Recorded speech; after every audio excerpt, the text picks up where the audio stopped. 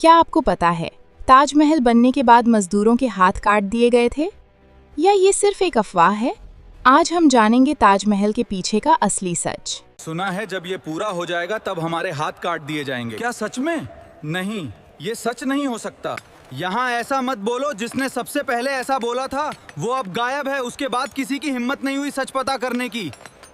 मैंने उसे सब कुछ दिया, फिर भी मेरी मुमताज, मेरी जान मिट्टी में मिल गई। और मैं यहाँ खड़ा हूँ पत्थरों में, उसकी यादें तलाशता हुआ।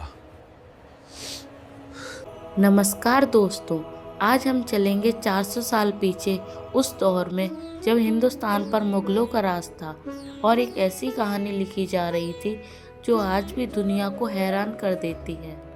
साल 1631 बुरहानपुर। मुमताज महल 14वें बच्चे को जन्म देते हुए दुनिया छोड़ जाती हैं। शाहजहां कई दिनों तक अपने कमरे से बाहर नहीं निकले।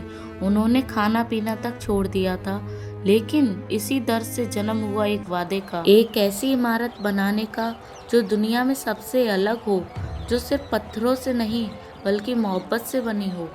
साल 1632 में यमुना नदी के किनारे एक जगह चुनी गई। 42 एकड़ की ये जमीन आगरा किले के ठीक सामने थी। यहाँ की मिट्टी इतनी मजबूत थी कि इतने भारी ढांचे को सदियों तक संभाल सके।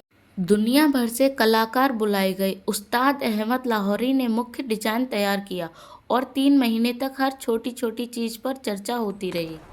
सफ़ेद संगमरमर आया राजस्थान के मकराना से, लेकिन कहानी यहीं ख़त्म नहीं होती। ताजमहल में 28 तरह के कीमती पत्थर लगाए गए।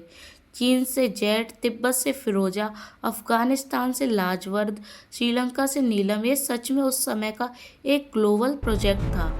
1000 हाथी, सैकड़ों बैलगाड़ियाँ, दिन हो या रात, गर्मी हो या बारिश, ये काफिला लगातार चलता रहा।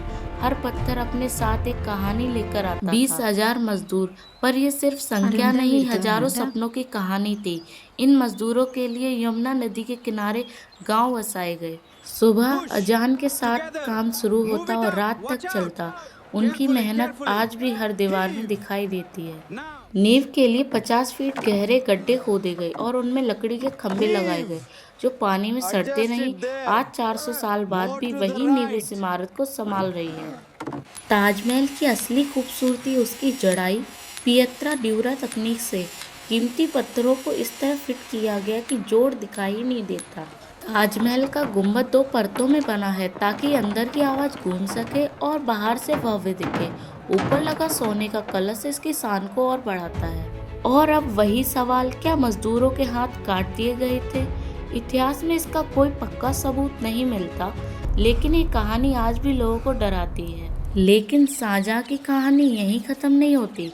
उन्हें उनके ही बेटे ने कैद कर लिया आगरा किले में, जहाँ से वो सिर्फ एक खिड़की से ताजमहल देख सकते थे और अपनी आखिरी सांस तक वो वही देखते रहे, अपनी मोहब्बत को, अपनी यादों को।